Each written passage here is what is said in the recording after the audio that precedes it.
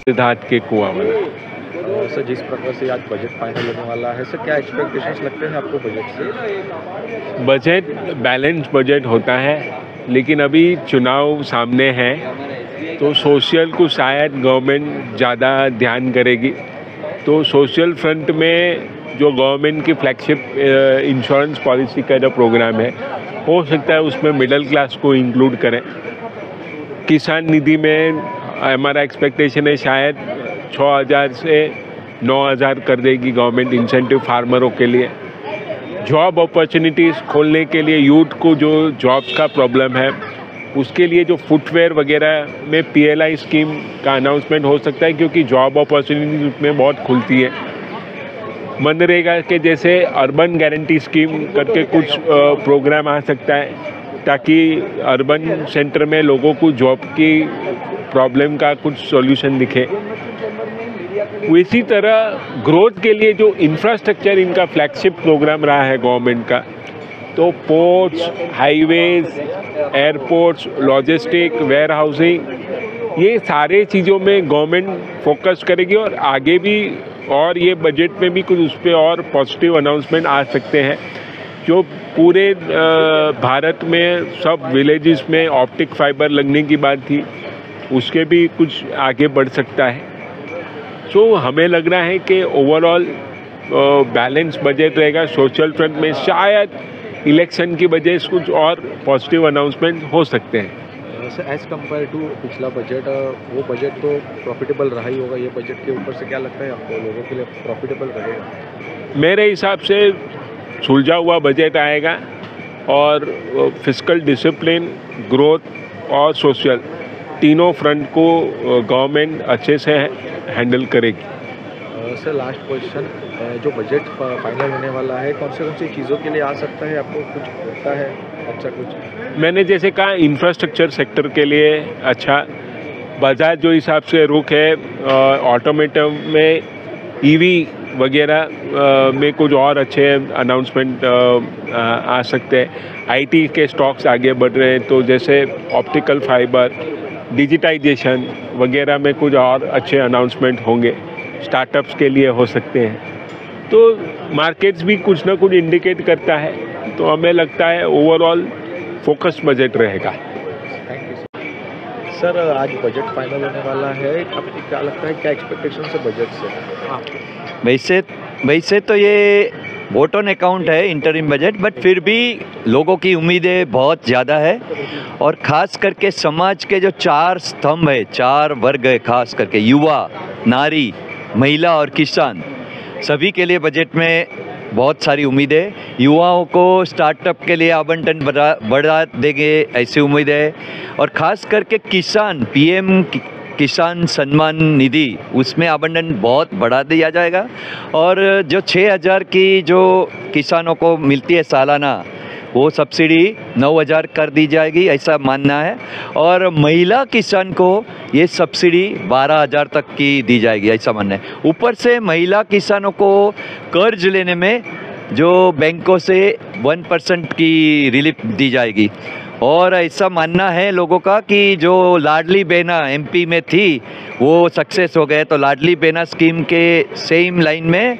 महिलाओं के लिए कुछ स्पेशल स्कीम आ सकती है कि जैसे सुइंग मशीन है या स्कूटी है या साइकिल है, जैसे जो वर्ग है ज़रूरत के हिसाब से कुछ ऑफर किया जा सकता है। तो वो एक हो गया महिला, नारी शक्ति के लिए तो जिक्र किया था प्रधानमंत्री ने, युवा और किसान, ये चारों के लिए दी सकती थी। और यदि आप मार्केट की बात करें तो मार्केट में और ओवरऑल 3 चीज़ें, AI, आजकल जो 10 साल पहले जो IT ने बूस्ट दिया, ऐसा AI अभी बूस्ट देगी। तो AI है, ऑल्टरनेट AI, उसके बाद EV इलेक्ट्रिक व्हीकल, उसकी जो सब्सिडी है अभी ट्रैक्टर है, ट्रक है, उसको भी एक्सटेंड कर दी जाएगी।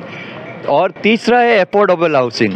तो ये 3 में तो मैं लगता हूँ श्योरली कुछ एडिशनल आवंटन बढ़ा दिया जाएगा। और तीसरा, यदि मार्केट की बात करें, all over the world foreign portfolio investor है, अपने इंस्टीट्यूशनल इन्वेस्टर है, उनकी निगाहें 2 चीज़ पर रहती है, एक कैपेक्स और एक फिस्कल डेफिसिट। तो कैपेक्स जो है यदि 10% बढ़ाया जाए, जैसे CII ने बताया है, डिमांड की है, तो समझो वो 12 लाख करोड़ की जाए, तो मैं आपको गारंटी से बोलता हूँ यदि कैपेक्स 12 लाख करोड़ हो जाएगा, ये सेंसेक्स आज ही 1000 पॉइंट बढ़ जाएगा, 1000 पॉइंट।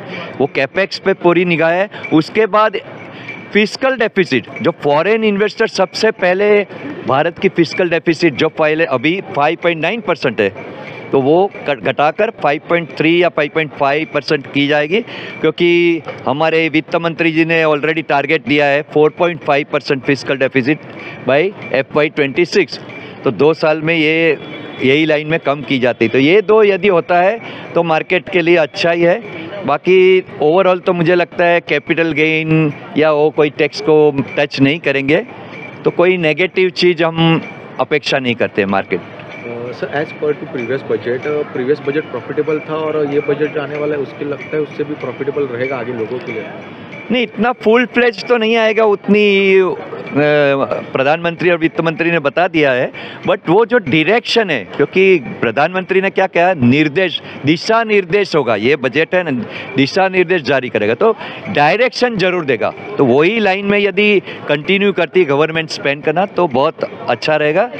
और दूसरी एक बात मुझे खास बतानी है, जो इंडिविजुअल इन्वेस्टर है नॉर्मली एक्सपेक्ट नहीं करते, बट महंगाई अभी सबसे चरम सीमा पर है, तो महंगाई दर को फाइट करने के लिए जो ये कौन सा डिडक्शन रहता है वो बढ़ा जाएगा, स्टैंडर्ड डिडक्शन वो बढ़ाया जाएगा।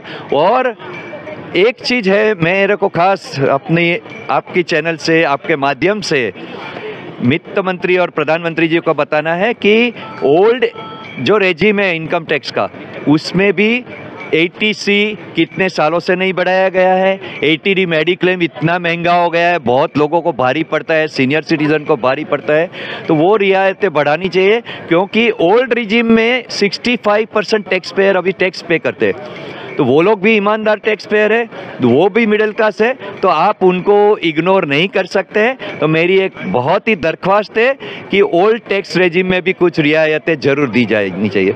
सर, काफ़ी लोगों का कहना है GST की वजह से थोड़ा प्रॉफिटेबल नहीं रहा, प्रॉब्लमेटिक हुआ है, GST कम करने की डिमांड कर रहे हैं, आपको क्या लगता है? GST का कलेक्शन लास्ट 3 महीने में देखा जाए तो 1,65 लाख करोड़, 1.65 लाख करोड़ से 1.70 लाख करोड़ तक हुआ है। फैंटास्टिक, बहुत ही बढ़िया कलेक्शन GST का हुआ है, लेकिन इसका उपयोग गवर्नमेंट शायद फिस्कल डेफिसिट कम करने में, क्योंकि टैक्स की इनकम ज़्यादा, एक्सपेंस थोड़ा कंट्रोल करेंगे, तो फिस्कल डेफिसिट जो है वो कम करने में पहले फोकस करेगी। उसके बाद यदि कुछ पॉसिबल है तो कहीं इधर उधर, बट मैं नहीं लगता है कोई रियायतें ये बजट में, वो सब जुलाई के बजट में दी जाएगी, और अभी उसमें कोई एक्सपेक्ट करना ठीक नहीं है।